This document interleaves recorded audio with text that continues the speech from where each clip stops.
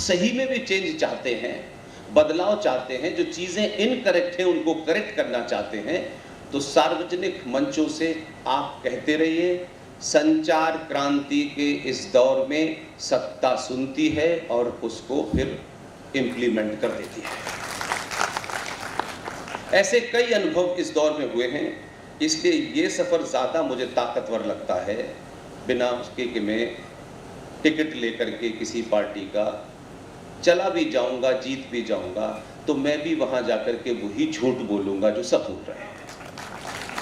इससे अच्छा है कि आप अपनी रिसर्च करें, तथ्यों पे करें, बड़े विषय को सोचें, जिसमें इस सभ्यता के क्या क्या पड़ाव थे, क्या क्या हुआ, उसका सिर्फ सार्वजनिक मंचों से बोलेंगे तो आपको लगेगा कि आपको इतना दूर नहीं जाना था।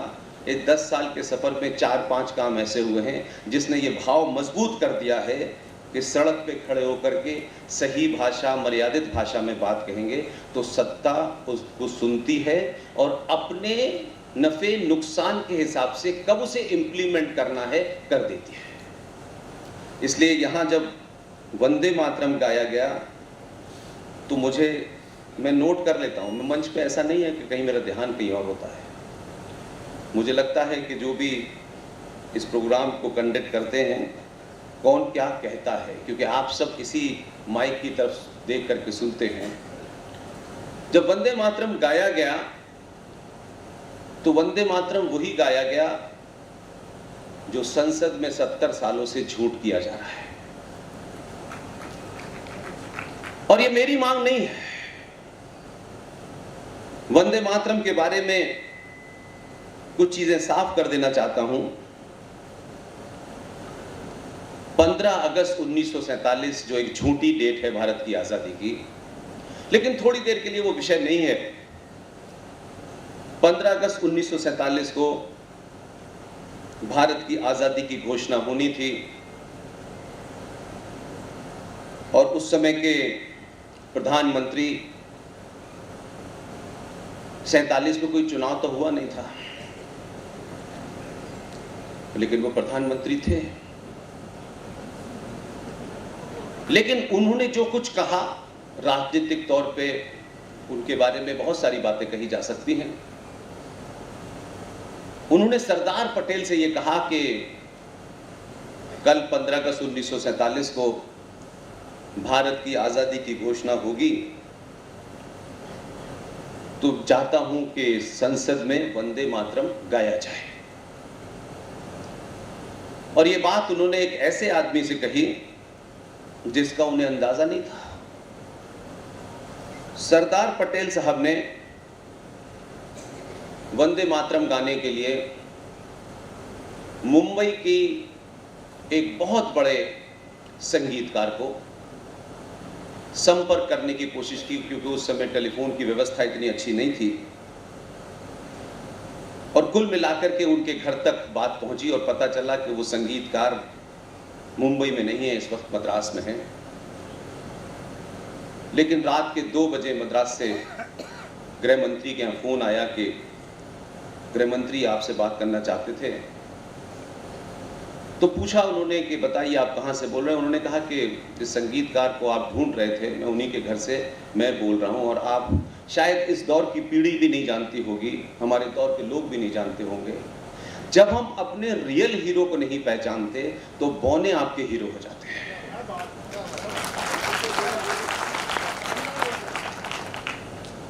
उस संगीतकार का नाम है पंडित ओमकार नाथ ठाकुर।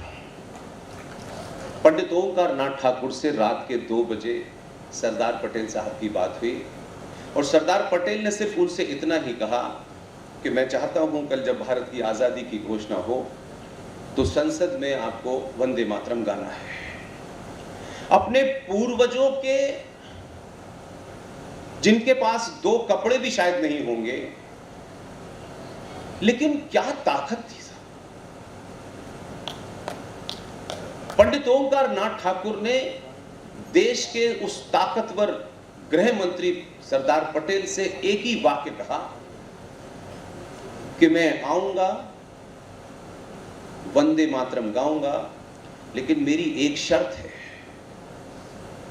अब मैं आज के बौने नेताओं के बीच देखता हूं, अगर ये होता तो वो कहता कि एक मकान दिल्ली में, राज्यसभा की टिकट और बेटे को विदेश का जॉब दिलाओगे तभी आऊंगा।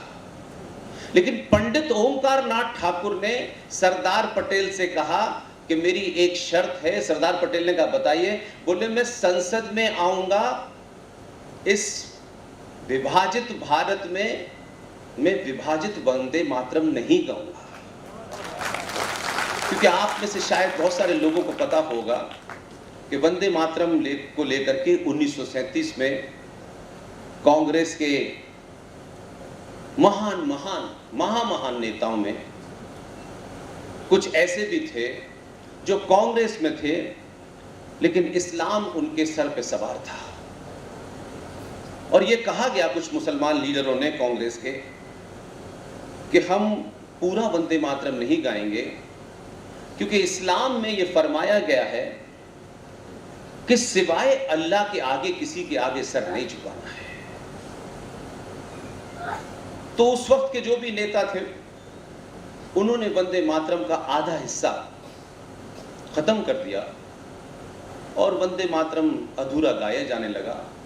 मैं नहीं जानता था कि उस वक्त किसी कांग्रेसी ने कहा नहीं कि अगर अल्लाह के आगे गर्दन नहीं झुकाते थे तो अकबर और औरंगजेब के आगे 90 डिग्री सलाम करते थे, तब ध्यान नहीं था कि किसके आगे सर झुका रहे। लेकिन बोलबाला था और तब यह तय हुआ कि वंदे मातरम आधा गाया जाएगा। ओमकार नाथ ठाकुर ने वही शर्त रखी कि मैं आज़ाद भारत में आधा वंदे मातरम नहीं गाऊंगा। सरदार पटेल ने कहा आपकी शर्त मंजूर है। रात में आर्मी का एक प्लेन गया, उनको लेके आया और सुबह जब वो शाम को भाषण दिया हमारे देश के पहले महान प्रधानमंत्री ने, और उन्होंने इंग्लिश में इसलिए दिया कि भारत के लोग हिंदी नहीं जानते थे। अब वो यहाँ किसी को दे रहे थे या जहाँ सूरज संडे में निकलता है उनको दे रहे थे, ये वो जाने। लेकिन पंडित ओमकार नाथ ठाकुर ने आज़ाद भारत की संसद में पूरा वंदे मातरम राग में गाया।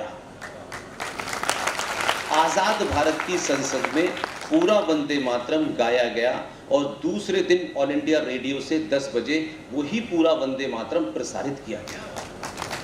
मेरा प्रश्न यह है कि जब आज़ाद भारत की संसद में वंदे मातरम, और जब यह फैसला हुआ तो संसद में ना आरएसएस थी, न बजरंग दल था, न विश्व हिंदू परिषद था, कोई भी हिंदू संगठन दूर दूर तक नहीं था। 99% लोग कांग्रेस के ही थे।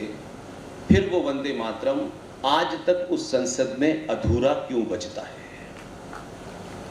इसलिए वंदे मातरम के बारे में एक मुहिम बहुत दिन से मैं चला रहा हूं और उसके पीछे मेरा यही कारण है कि हम उसे राष्ट्रगीत कहते हैं। वंदे मातरम और जनगण में जमीन आसमान का फर्क है। वंदे मातरम हमारी हजारों लाखों साल की सभ्यता की अभिव्यक्ति है। वंदे मातरम जनगण किसने लिखा, कैसे लिखा, और आज तक ये पता नहीं चल पा रहा कि वंदे मातरम में जब वो कहते हैं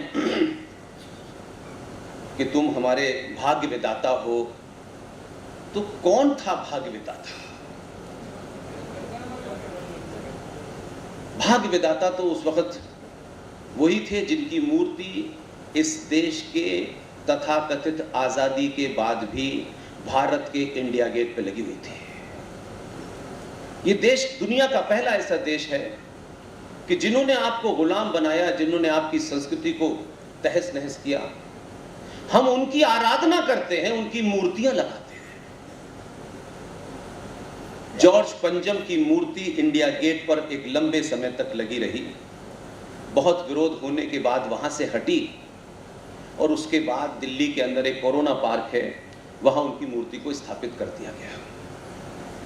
इसी तरीके से तो मेरा कहना यह है कि आपने एक बदलाव देखा होगा, पता नहीं वो अब रहे नहीं, लेकिन वो शहर का जिक्र आजकल पूरे देश में बड़ा गूंज रहा है।